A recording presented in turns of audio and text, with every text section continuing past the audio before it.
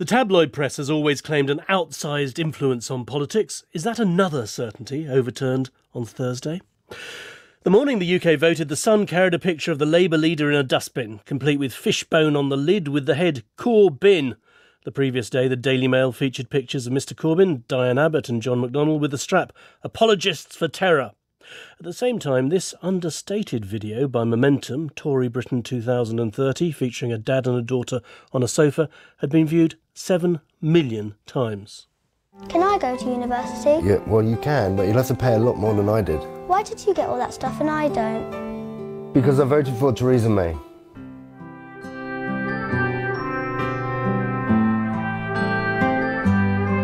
Dad, do you hate me?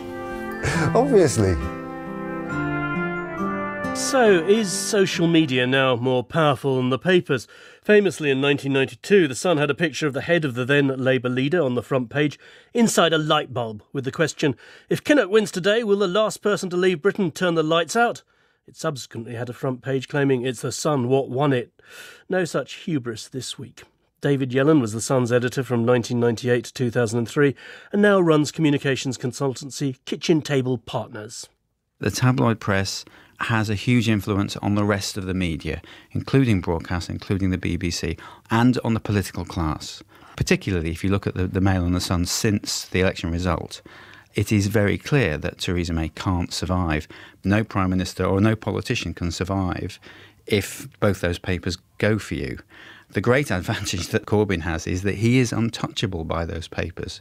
He has gone through the worst possible kicking that even including Neil Kinnock, that any Labour leader has ever gone through. They can't touch him. But the Conservative Party is utterly vulnerable to the Mail and the Sun. And what about the role of social media? Well, it's utterly fascinating. So many people in communications or in the media talk about old media and new media. And what they don't really understand is that the new generation, particularly the under 25s, look at the world and consume information in a completely different way that we do. And Momentum, not the Labour Party, Momentum understood that. If you look at what the Labour Party did online compared to the Conservative Party, it's pretty similar. If you look at their YouTube numbers, a couple of 100,000 people. If you look at Momentum's videos, they were watched by around about 1.6 million, which happens to be more than the sale of the Daily Mail, for example. And do you think the people who access that, who see that, don't read the tabloids? The under 35s do not read newspapers, with one exception.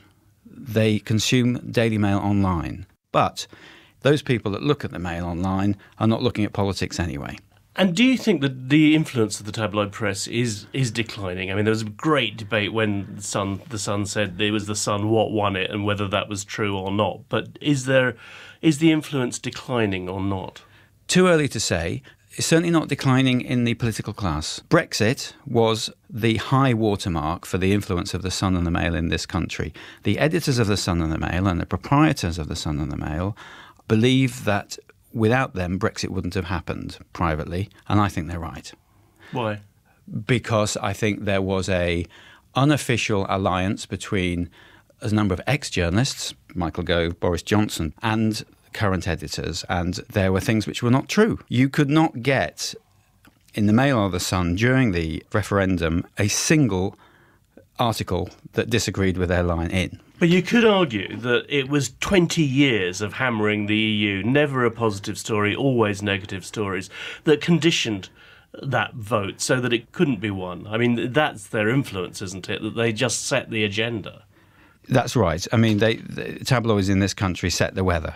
What I think is changing, though, it's now social media that sets the weather. And that, if you were a Tory strategist, would be something that you would really worry about. Because if we go into another election in about whatever time it is, 6 months, and it's, say, Boris versus Jeremy. I mean, I've spoken to the Momentum people. I took some time to talk to them yesterday.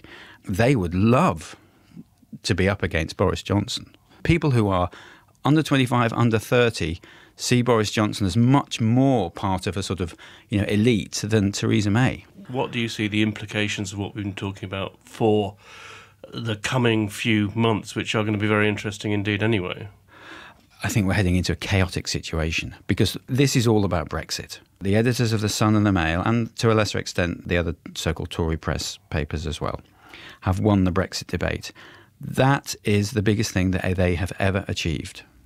And one of the reasons that Theresa May outside Downing Street on Friday was not more caring and sharing and inclusive as many people wanted her to be, is that she cannot do that because the Mail and the Sun will destroy her if she does that.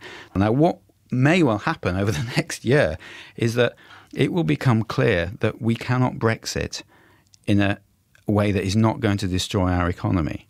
And if that happens and the country starts to realise it's made a huge mistake, then almost the only people that cannot move are those two newspapers. Former editor of The Sun, David Yellen.